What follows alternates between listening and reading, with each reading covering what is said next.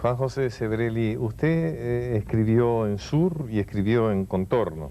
Sí, ese es un hecho bastante paradójico de mi vida literaria, porque en realidad eran dos revistas y dos grupos antagónicos. Bueno, Contorno en realidad se constituyó como un antagónico de Sur, pero forman un poco parte de mi personalidad, de mis intenciones intelectuales, que son siempre como sintetizar actitudes opuestas, ¿no? Yo siempre he tratado de sintetizar. Y que además eso me lleva siempre a tener relaciones conflictivas con los grupos a los que pertenezco. Y a la larga terminar mal, porque finalmente terminé mal con Sur y mal con Contorno. Y justamente en Sur, uno de los primeros artículos que yo escribí y que me dieron cierta notoriedad, se llamaba Celeste y Colorado, justamente trataba en ese momento de encontrar como una síntesis entre opuestos. Celeste y Colorado eran un poco las dos corrientes que siempre habían existido políticas en la Argentina, siglo XIX, bueno, rosistas y federales y unitarios, y en el siglo XX, en ese momento estábamos en el año 50 y pico, peronistas y antiperonistas. Y eso era un poco y que fue después, en cierto modo, también la propuesta de Contorno, un poco trascender o superar el peronismo y el liberalismo oligárquico por otro lado. Pero los tiempos todavía no eran para llegar a esa síntesis, deberían pasar muchos años. Y bueno, y finalmente yo terminé en conflicto con Victorio Campo en Sur y en conflicto con los Viñas en Contorno. Y desde entonces no he formado parte de grupos, porque realmente creo que mi personalidad no se adecua mucho. Cuéntenos algo de Victorio Campo y de Sur. Bueno, yo Victorio Campo las conocí justamente en la vieja casa de sus padres, que era la redacción de Sur, donde hoy hay una torre en Viamonte y San Martín, una vieja casa italiana de fines del siglo XIX, que ella había convertido, ¿no? Esa vieja casa, que era una oficina, porque era la redacción de Sur, ella había convertido a una oficina en una especie de jardín impresionista, de cuadro impresionista, porque con los sillones de mimbre y con los empapelados ingleses con flores, realmente se notaba su sello personal. Yo la conocí en ese ambiente, no participaba de los test de San Isidro. Bueno, y en ese momento yo tuve relaciones conflictivas. Yo era muy joven y bastante insolente, como suelen ser los jóvenes, y para mí era un personaje más vale como para polemizar con ella. Después, con los años, llegué a rescatar, hoy rescato aspectos realmente importantes. Bueno, su labor de difusora y de traductora, justamente lo que tanto se ataca, que es su labor traductora, que yo creo que es fundamental, ¿no? Yo estoy totalmente en contra con la concepción de Heidegger, que dice la buena literatura, la literatura o la filosofía son intraducibles. No es casual que Heidegger haya sido nazi. Yo creo, por el contrario, que la buena literatura y la buena filosofía es aquella que se puede traducir. Y creo básicamente que la civilización es un diálogo entre distintas culturas y se basa fundamentalmente en la traducción. Por lo tanto, yo creo que la labor traductora, aunque nada no hubiera sido más que eso, ya es suficiente. Aparte, en sus libros, no hay ningún libro, en realidad fue una escritora que se dispersó, no hay un libro totalmente reivindicable de Victorio Campo, ni siquiera sus memorias, que sería el mejor, pero hay páginas, y hay páginas, por ejemplo, cuando ella evoca un ambiente, evoca la habitación de una vieja casa o un cierto perfume de un jardín, en ese sentido un toque proustiano que realmente nos permite rescatar algunos aspectos del pasado que de otra manera no podríamos, no se dan en otros libros. Son páginas y a veces párrafos nada más, pero yo creo que después de todo, la literatura argentina, casi toda la literatura argentina, es una literatura de fragmentos. ¿Sí? Uno no De fragmentos. Es difícil rescatar un libro, aún, y esto va a parecer una herejía, pero yo diría que aún el autor que yo considero el máximo autor argentino, que es Sarmiento, en el siglo XX lamentablemente no hay un Sarmiento, aún Sarmiento, y bueno, hay páginas, el propio Facundo tiene momentos que decae, no es parejo. Yo creo que es una literatura de fragmentos y que además es lógico. ¿Existe la literatura que no sea de fragmentos? Bueno, hay libros que sí, qué sé yo. Busca el tiempo perdido de Proust es una mole homogénea, no hay caídas, ¿no? Realmente es una cosa muy construida. Pero yo creo que en cierto modo refleja a la sociedad argentina, que es una sociedad caótica, una sociedad que se está haciendo. La sociedad argentina no es una sociedad acabada como la francesa y por lo tanto se refleja en esa literatura fragmentaria, en esa literatura de pedazos, disgregada, dispersa, ¿no? Yo creo que tiene una explicación sociológica. Señor Eli, usted recién se refirió a la relación de Heidegger y el nazismo, ¿no? Que tiene sus antecedentes, por ejemplo, la relación de Séneca y Nerón. Claro, en su último libro, El vacilar de las cosas, usted desarrolla este tema, ¿no? Sí. De porque se habla del menosprecio que se tiene por los intelectuales en las últimas décadas, en el 80 y en el 90, sociedades frívolas, hedonistas, donde los intelectuales son como menospreciados. Evidentemente, eso es criticable, pero tampoco debemos llegar a una excesiva adoración de los intelectuales como si fueran realmente los salvadores de los valores humanos y de la libertad y de la democracia, porque vemos que en toda la primera mitad del siglo XX los intelectuales jugaron, que no eran épocas frívolas, eran épocas más vale patéticas y dramáticas.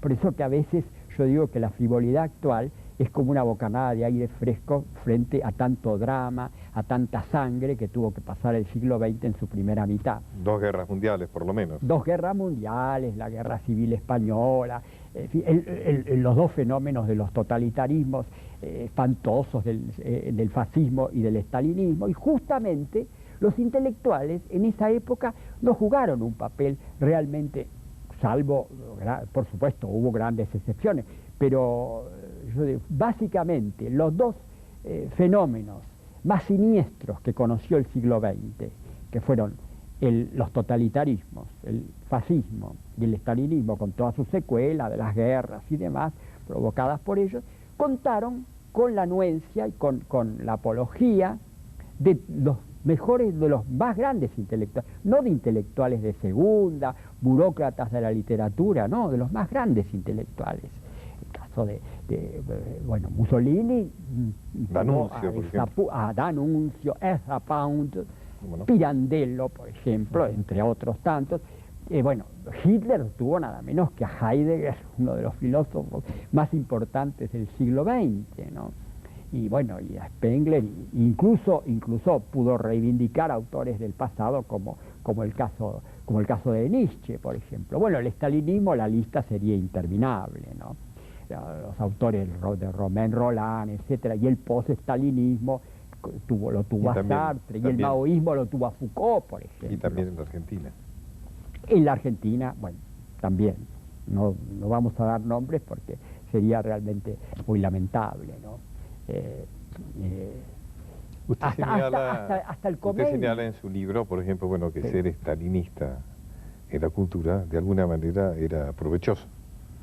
Pero por supuesto, además no ser anti-estalinista era realmente un hándicap para un escritor, era mal visto, era como ser un agente, un reaccionario, un agente del imperialismo, un agente de la CIA, era realmente muy malo. Y el estalinismo dio en buena parte el boom de la literatura latinoamericana, aparte del talento y la capacidad que tuvieron muchos de ellos, otros no tanto, pero muchos de ellos, pero se aprovecharon muy bien justamente de esa base política, ¿no? Que era muy poderosa, porque el estalinismo dominaba Está bien que, bueno, los grupos políticos y económicos eran sumamente opuestos al estalinismo por sus motivos, pero el estalinismo dominaba en Occidente, dominaba mucho la opinión pública, dominaba el periodismo, por ejemplo, los intelectuales y los artistas. Recuerdo aquella butad de Dalí cuando decía Picasso es comunista, yo tampoco. Sí, bueno, Dalí a su vez apoyó a Franco, así que nadie se libraba, pero es muy difícil los escritores que no hayan apoyado a una o a otra dictadura, ¿no? A una u otra dictadura es muy difícil, y en la Argentina mejor no hablar. Curiosa o coherentemente usted que está haciendo esta crítica tan vigorosa del estalinismo, en su último libro, El vacilar de las cosas, usted reivindica algo del pensamiento socialista, marxista, ¿no es cierto? Sí, claro, yo diría, no del Marx, yo diría de Marx. No, Marx que diría algo así como todos los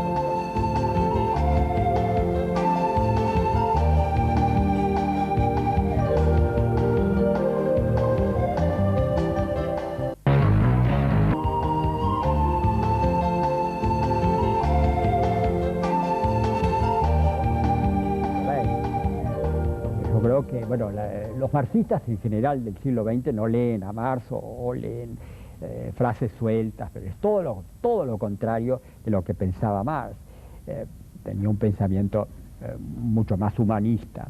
Yo creo que la izquierda desaparece, no en la Argentina, sino en el mundo, empieza a desaparecer en el 1930, con el ascenso del estalinismo, y habría como una última coletazo de la izquierda clásica en la Guerra Civil Española, pero aún ahí discutible, porque bueno, el asesinato por ejemplo, de los anarquistas por los comunistas no es nada reivindicable, pero en fin. Y después ya de la Segunda Guerra Mundial, entran en un debacle la izquierda, aún en la Segunda Guerra Mundial, que después la propaganda stalinista adjudicó el papel protagónico justamente a la ex Unión Soviética, olvida que durante los 2 primeros años de la guerra, bueno, la Unión Soviética era la aliada de Hitler, y que todos los stalinistas del mundo no hablaban del nazismo, sino que hablaban del imperialismo anglosajón. Pero después ya de la Segunda Guerra Mundial, la izquierda yo creo que entra en una debacle total, que se mimetiza con la derecha, empiezan a apoyar los regímenes de extrema derecha más siniestros, las dictaduras más oscurantistas del África y del Asia, son apoyados por la izquierda, ¿no? Eso me parece que es una cosa.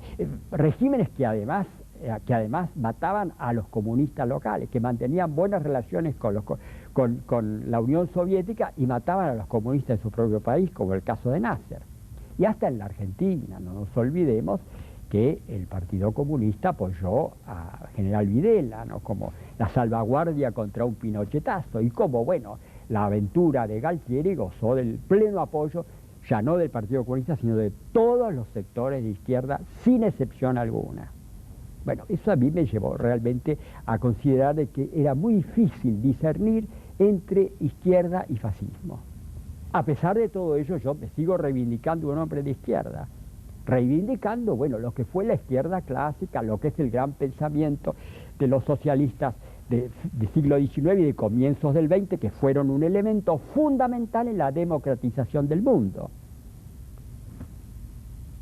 Pero eso es una historia antigua que evidentemente hay que tratar de reflotar. De la izquierda de la última mitad del siglo XX yo creo que hay muy poco ya que salvar.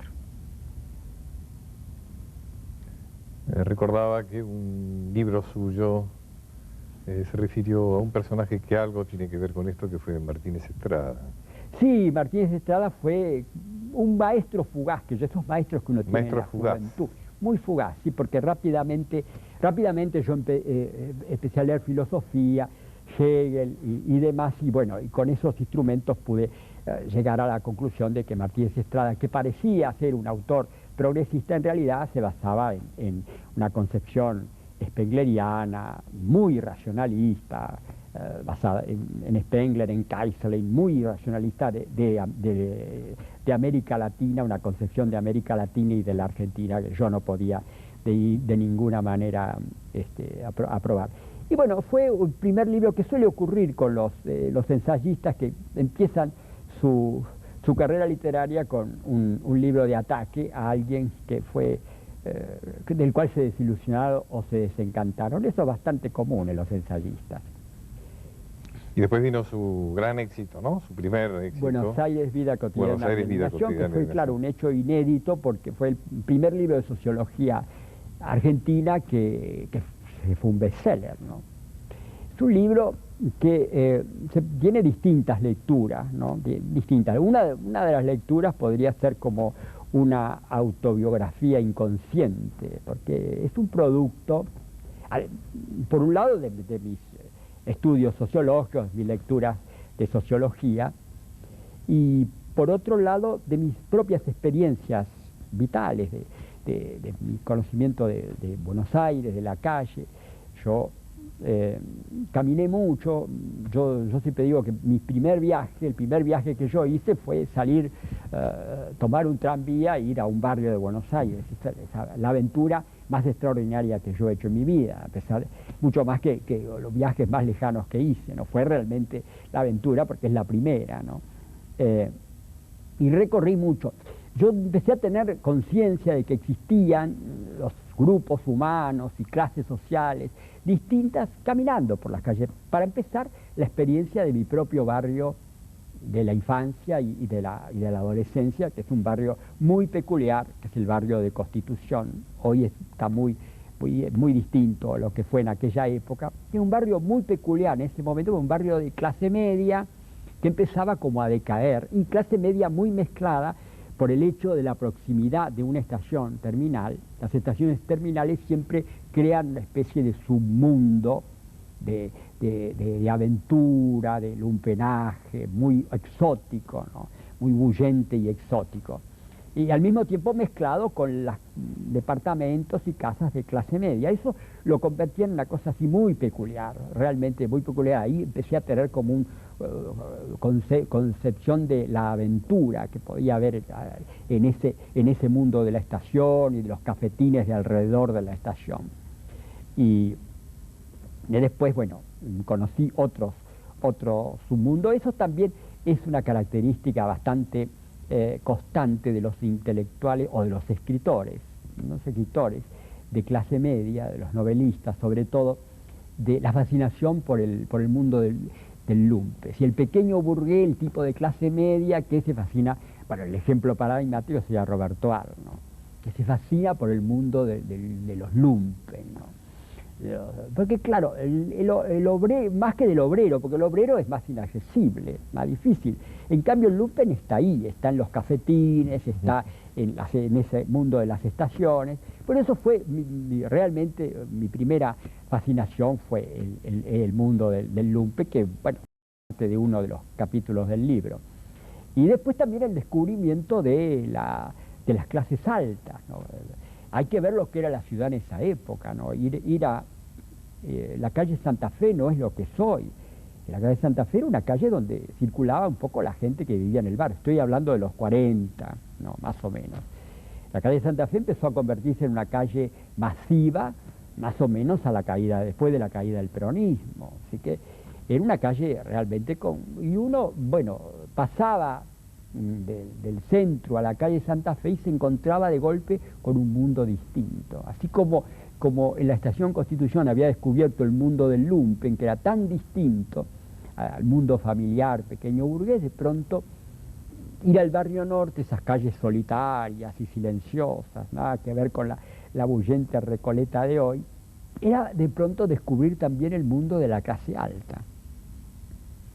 Bueno, todo eso se trasluce, y después, por supuesto, el capítulo eje del libro, que es el capítulo dedicado a la clase media. Y ahí está, bueno, está mi familia, estoy yo, están mis experiencias muy personales, ¿no?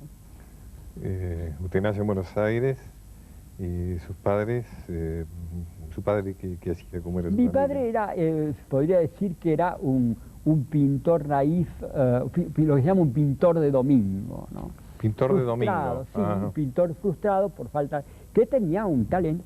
Yo creo que en cierto modo fue como un modelo porque claro, una familia, llegar a ser escritor o intelectual o artista en una familia de clase media baja en Buenos Aires de la década del 30, que era tan alejado de todo lo que tuviera que ver con la creatividad, era muy difícil. Yo creo que en cierto modo esa frustración de mi padre como pintor es en cierto modo como que es uno de las causas de ese fenómeno tan enigmático que es el de la creatividad, ¿no? Eso uno, y también en cierto modo que a pesar de que en mi casa mi familia no eran intelectuales, ni mucho menos, nada que ver, mi madre era maestra, pero esa cosa, el sumum que podía llegar a una mujer en esos años.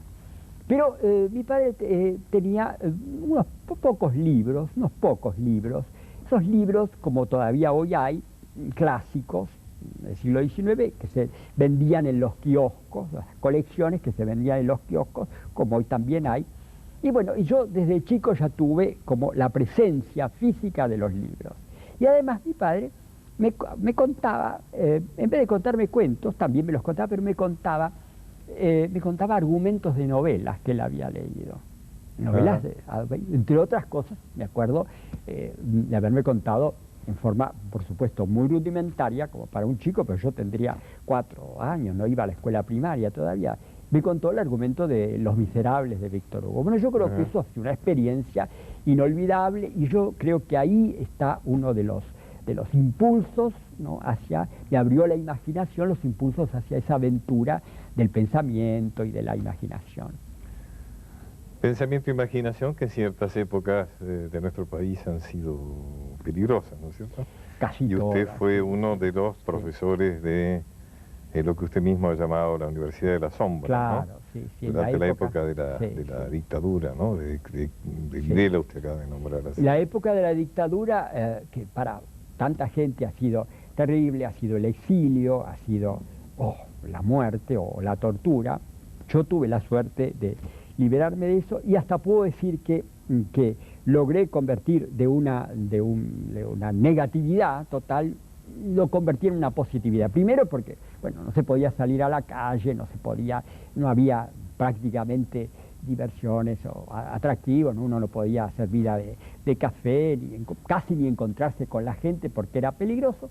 Fue una época realmente de reclusión y de estudio. Yo nunca en mi vida estudié tanto como en esta época. Y aparte hice mis primeras experiencias con grupos de estudio, que fue muy enriquecedora. Los jóvenes estudiantes que no aprendían nada en la facultad, no se aprendía nada, porque los profesores eran muy malos, porque no se podía hacer avería, bueno, empezaron a crearse esos grupos de estudio, ¿no? Muchísimos, que después, posteriormente, se le dio el nombre de la Universidad de las Sombras o Universidad de las Catacumbas. Bueno, yo todos los días tenía mi casa llena de gente, de estudiantes, que venían a aprender lo que no aprendían en la facultad. Era realmente una aventura sumamente riesgosa. Era un compromiso. Era un compromiso porque entrar jóvenes a una casa todos los días en grupos de 5, 6 o a veces hasta 10 era sumamente peligroso. Incluso yo me acuerdo que les daba ciertas instrucciones, ¿no? De coartadas, debían decir, había un cine cerca, entonces debían decir que si se los paraba un policía por la calle, debían decir que iban al cine, debían saber siempre qué película daban, para que no los encontrara en una contradicción. No pasó nada. Además yo tenía la biblioteca, ni siquiera había tenido fuerza. Una cosa inconsciente. Yo no lo digo que por valentía ni nada por el estilo, sino por inconsciencia o realmente por decir, bueno, no puedo hacer nada, que pase lo que pase. Mi biblioteca estaba llena de libros, por ejemplo, de Marx. Y yo ni siquiera me tomé el trabajo.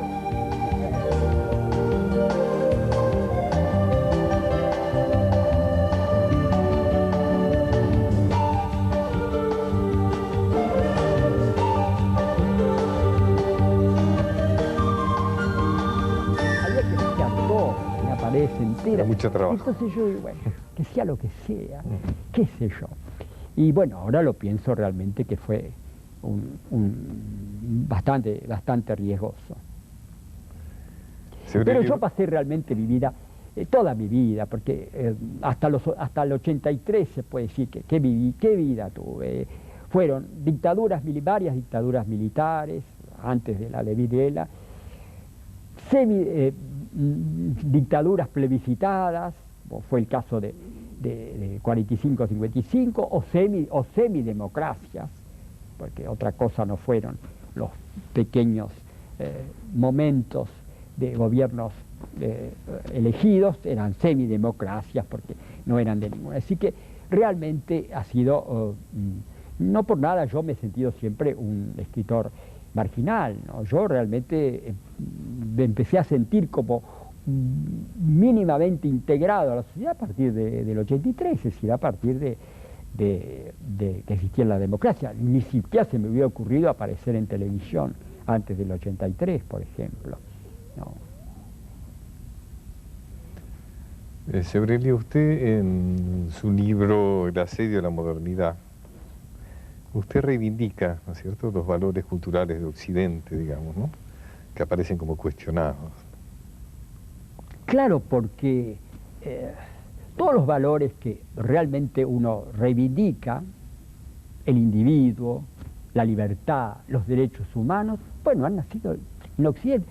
No es una cuestión étnica, ni biológica, ni geográfica. Bueno, nacieron ahí por un cúmulo de circunstancias, podían haber nacido en otra parte.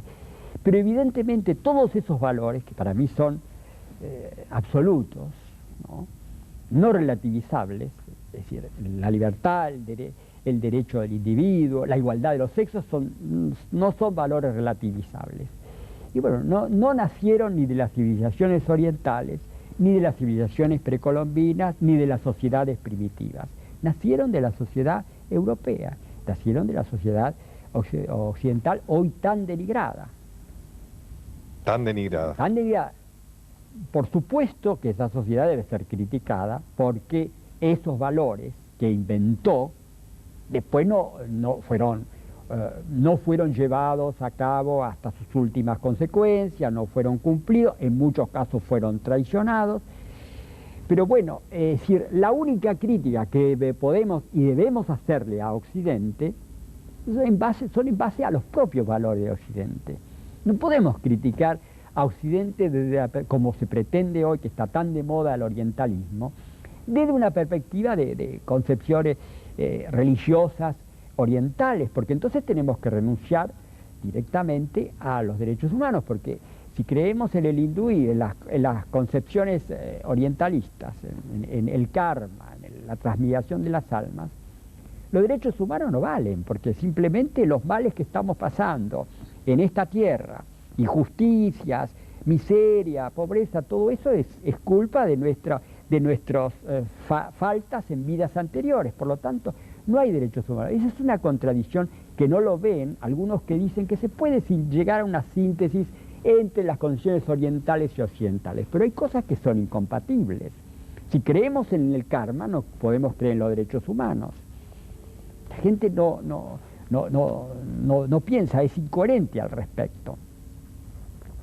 Bueno, con respecto a las civilizaciones precolombinas, por supuesto, nadie puede defender las matanzas, la crueldad de los conquistadores españoles, pero evidentemente que la civilización azteca no es de ninguna manera reivindicable, era tan cruel o más que la española, ¿no? Esos sacrificios humanos, los adolescentes que les arrancaban el corazón con un puñal vivos, no era una civilización humanista que fue destruida por los crueles europeos, era una civilización terrible, totalitaria, el imperio incaico, no había la menor libertad, no había el menor sentido de la individualidad. La prueba está de que los españoles lograron triunfar, un puñadito de españoles logró triunfar gracias al apoyo de los indios, ¿no? El ejército de Cortés estaba con los indios desconformes y oprimidos.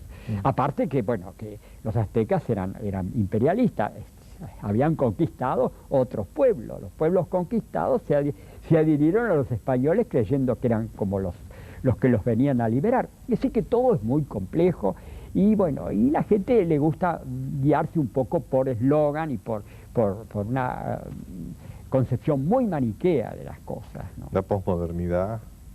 Y la posmodernidad, primero es un concepto muy vagoroso. Se inventó la palabra, con respecto a la arquitectura, ¿no? Y que es el único espacio donde se puede hablar de algo concretamente, decir, bueno, este es un edificio posmoderno. Ahí sí se puede decir posmoderno, que es una mezcla de distintos estilos con un cierto toque irónico. Hay una definición, pero la posmodernidad en política, en filosofía, como hoy se habla de todo, es un término muy vagoroso. Yo creo que en buena medida lo que hoy se llama posmodernidad, lo que en realidad está ocultando es una premodernidad. Es un retorno a concepciones anteriores. La y uno ve, premodernidad. claro, las cosas que reivindican los posmodernos. La New Age, que sería uno de los aspectos de la posmodernidad, bueno, es una reivindicación de las sabidurías antiguas, supuestamente sabiduría de los orientales. Es el viejo esoterismo y ocultismo que existió en todos los tiempos, por un lado. Por otro lado, en el terreno filosófico, los dos máximos maestros de los posmodernos son Heidegger, que como ya dijimos antes, fue un pensador nazi, afiliado al nazismo, que nunca renegó del nazismo, y Nietzsche, que es un pensador muy contradictorio, con unos aspectos interesantes, pero que otros pudieron ser también utilizados por los nazis. Es decir, que tampoco es un pensador como para considerarlo un gran escritor, un gran poeta, pero como pensador es bastante discutible, ¿no? Básicamente yo creo que los posmodernos son como, yo los definiría como neorrománticos. Siempre, desde que existe la sociedad moderna, que diríamos a partir del siglo XVIII, existió lo contrario, porque los acontecimientos, en la realidad siempre cuando surge una tendencia, surge la antitendencia. Cuando surgió el iluminismo, surgió al mismo tiempo el romanticismo, que era contrario, desde Rousseau, pero que se oponía a la civilización, reivindicaba la naturaleza contra la civilización, el hombre primitivo contra el hombre civilizado. Bueno, eso en última instancia es la posmodernidad, una vuelta a los temas románticos, un neorromanticismo. También los románticos reivindicaron el orientalismo, reivindicaron a los pueblos primitivos, todos los mismos temas actuales, remozados, pero son los temas del viejo romanticismo. Y caemos de nuevo en la crítica a los valores de la sociedad occidental, ¿no es cierto? Claro, por supuesto. Sebrelli, ¿cuáles considera usted que son las figuras positivas, si me permite el término, de nuestra historia? ¿De la Argentina?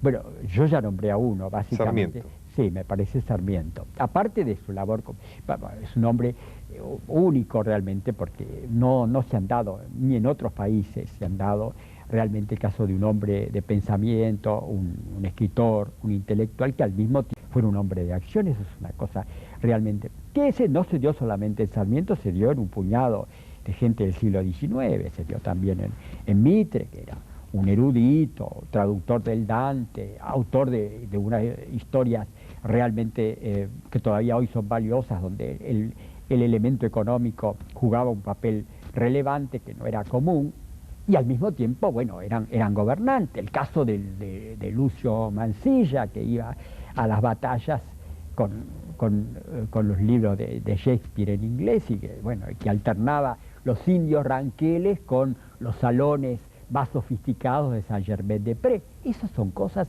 que no se han dado nunca más en la Argentina del siglo XX, nunca más. Y pocas veces en el mundo. Yo no conozco muchos casos así que se hayan dado en el mundo. Es un fenómeno realmente muy llamativo y que a uno lo enorgullece, ¿no?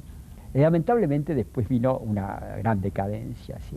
La generación del 80 fue como la última clase dirigente que tuvo una concepción de futuro, y justamente por eso es que la obra maestra de esa concepción de la generación del 80 de futuro y de grandeza fue la ciudad de Buenos Aires, que es una gran ciudad hoy en decadencia porque las clases que sustituyeron a esa oligarquía ilustrada, ¿no?, fueron clases que vivieron en el corto y en el mediano y en el corto plazo. Es decir, la ganancia inmediata, y bueno, y así no se hace evidentemente una gran sociedad, no se hace ni siquiera una gran ciudad. Vemos que, por ejemplo, las infraestructuras de la ciudad de Buenos Aires son anteriores a la década del 40. Después se fueron deteriorando lentamente, incluso las líneas de transporte fundamentales como los subterráneos, que son básicos para una ciudad de estas dimensiones, y aún la parte estética, los parques, las avenidas, todo es de esa época. Después se hizo poco y nada, ¿no? Lo poco que se hizo mal. ¿Tiene usted alguna explicación por eso? Y la explicación es eso, que no ha habido una clase dirigente ilustrada, una clase dirigente que tuviera un proyecto a largo plazo. La oligarquía, equivocada con todos los errores que ha tenido de iniquidad social y demás, yo ya lo he escrito en alguno de mis libros, con todo eso tenía una visión de grandeza. Construían una sociedad para la eternidad. Ellos consideraban de que iban a vivir eternamente. En realidad gobernaron muy poco, gobernaron prácticamente unos 70 años, casi menos que el estalinismo, ¿no? Cosa curiosa, la oligarquía, que uno la piensa como que fuera toda una época de historia, gobernaron menos que los estalinistas, unos 70 años, porque consideremos desde la década del 80 hasta 1930 aproximadamente, no es mucho, pero en ese momento tuvieron la utopía de que esto era una cosa eterna. Eso hace exclamar a los extranjeros que vienen a Buenos Aires, por ejemplo a Malraux, que dijo, Buenos Aires es la capital de un imperio que nunca existió. Bueno, la capital de un imperio. De un imperio que nunca existió. Bueno, claro, ellos hacían, la oligarquía ilustrada creía que esto iba a ser un imperio, era una gran ciudad del mundo, y la construyó como eso. El Teatro Colón es una cosa de fantasía para lo que era el Buenos Aires de ese momento, ¿no? Y bueno, así se hace una gran ciudad. Buenos Aires sin duda está asociado a otro tema que usted ha tocado, que es el tema del fútbol, ¿no? Sí, he tocado, es un libro, sí, Fútbol y Masas.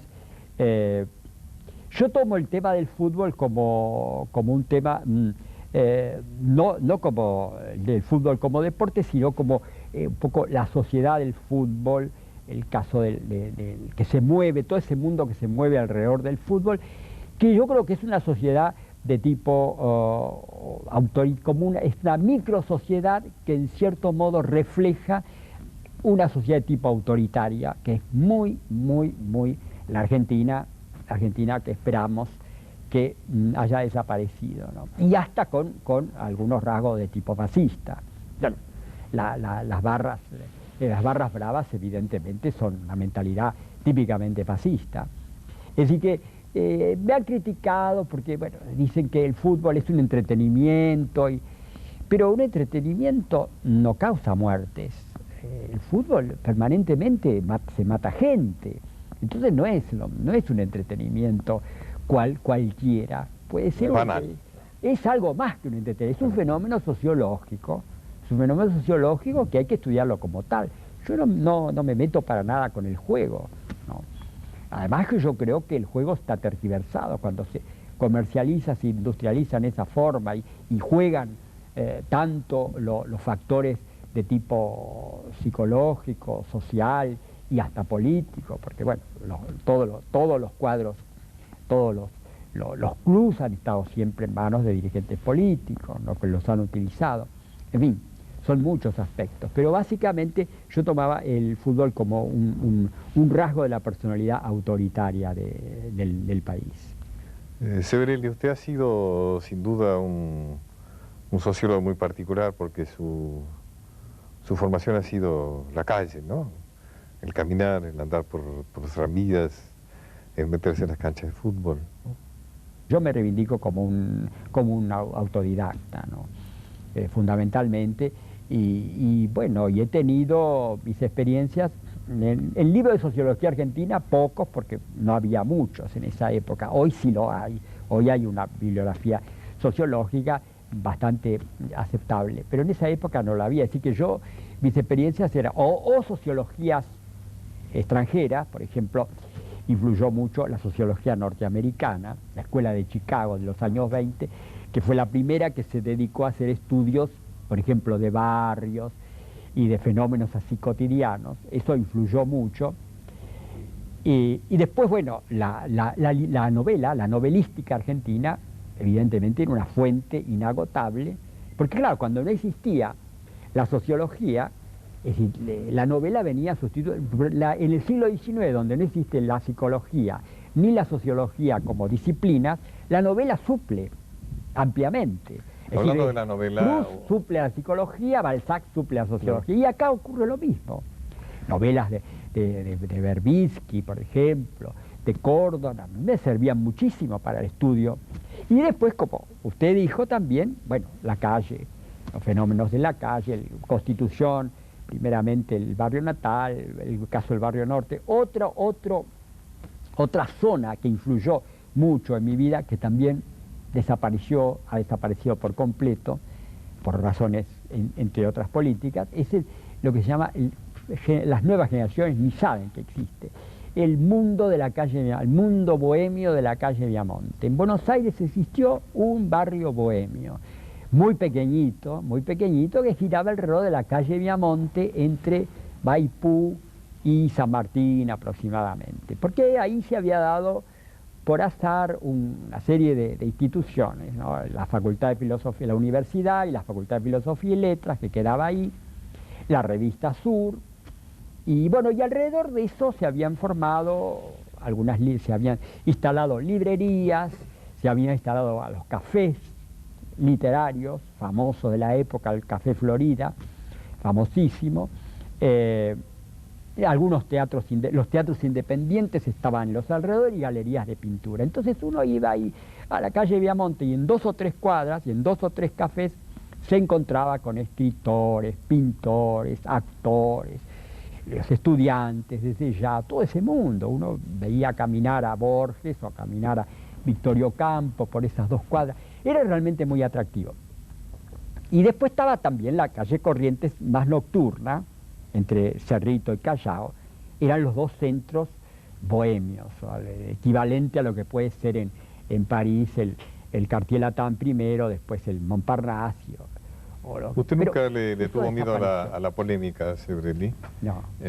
Usted dijo hace un rato que la literatura argentina era una literatura fragmentaria. Sí. Que englobó a todos, ¿no es cierto? ¿No? Sí, sí. Usted incluye en eso a Borges, a Sábato, a Arndt, digamos, a todos, ¿no? Sí, sí, sí. Sí, Alba fundamentalmente es un autor de páginas, ¿no? De páginas extraordinarias, pero los libros por ahí no se pueden leer todos completos, ¿no? O por lo menos hay caídas, sí. Sí. Borges en realidad está más, ya ahí no sé, Borges lo pondría aparte, lo que él quiso hacer lo logró perfecto. Hay una perfección en el caso de Borges, sí. El problema, claro, que Borges dejó de lado una cantidad de aspectos de la vida y de la realidad que a mí me interesan. A Borges no le interesaba la política, no le interesaba la psicología, no le interesaba la sociología, no le interesaba casi buena parte de la cultura del siglo XX, ¿no? Borges ni se le ocurría leer a Proust o a Joyce, no le interesaba muy. Así que él se limitó, digamos, como, en el caso de Borges es distinto, él como se autolimitó, deliberadamente él creó como una especie de cosa más reducida, y eso sí, lo hizo intensamente y a fondo y lo logró. Es otro caso distinto. Sí. Dentro del tema literario, quizá hablamos de Sur para ser justos o equitativos. Haría falta quizá alguna referencia a Contorno de los Viñas. Sí, claro, Contorno. Contorno es una revista que en realidad se ha escrito muchísimo más de lo que la revista Contorno ha escrito. En la revista Contorno salieron 6 números aproximadamente. Los colaboradores Que eran fundamentales... los hermanos Ismael y Sí, David sí, Viñes. muy poco, eran 4 o 5, los Sí. hermanos Ismael, y bueno, y después dentro de ese grupo formábamos una especie de grupúsculo aparte, Mazota, que después Carlos Correas y yo, que formamos como una especie de sillón de izquierda, el grupo existencialista, ¿no? Después Mazota se hizo famoso como el introductor del lacanismo en la Argentina y en España. Pero era muy poco realmente. Lo que pasa fue muy escasa. Posteriormente, la fama yo creo que fue posterior a eso. El tiraje era muy corto, los colaboradores eran muy pocos y bueno, y los números eran escasos, 5 o 6 de muy pocas páginas. Después hasta se ha escrito un libro en Estados Unidos sobre Contorno. Lo que pasa es que, y leyéndola hoy uno encuentra, a veces uno lo lee, afortunadamente no hay muchas ediciones completas, mejor que no se lea mucho, así la leyenda va a seguir creciendo. Era muy contradictoria, pero más que nada sirvió como un estado de ánimo.